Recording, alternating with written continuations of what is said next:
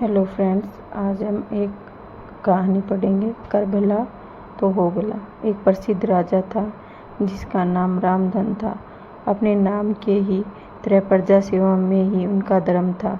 उनकी प्रजा भी उन्हें राजा राम की तरह पूजती थी। राजा रामधन सभी ही काम निष्काम भाव से सहायता करते, फिर चाहे वो उनके राज्य की प्रजा हो या अन्य किसी राज्य की। उनकी ख्याति सर्वत्र थी। उनके दानी स्वभाव और व्यवहार के गुणगान उनके शत्रु राजा तक करते थे। उन राजाओं में एक राजा भीम सिंह, जिससे राजा रामधन की इस ख्याति से ईर्ष्या थी।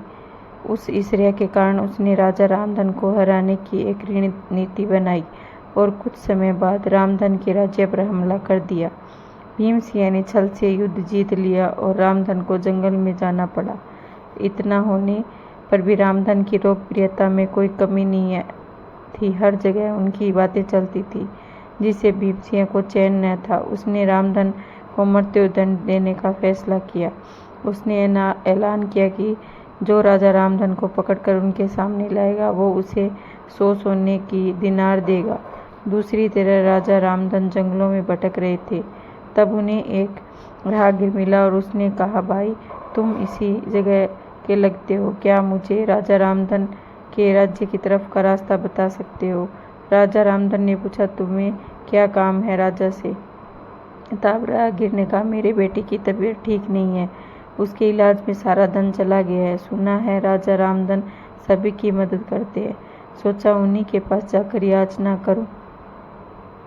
यह सुनकर राजा रामधन राहगीर को अपने साथ लेकर भीम सिंह के पास पहुंचे। उन्हें देखकर दरबार में सभी अचंभित थे। राजा रामधन ने कहा, हे राजन, आपने मुझे खोजने वाले को 100 दिनार देने का वादा किया था। मेरे इस मित्र ने मुझे आपके सामने पेश किया है, अतः इसे वो 100 दिनार दे दे। यह सुनकर राजा भीम सिंह को एहसास हुआ कि राजा रामधन सच में कितने महान और दानी हैं, और उसने अपनी गलती को स्वीकार किया।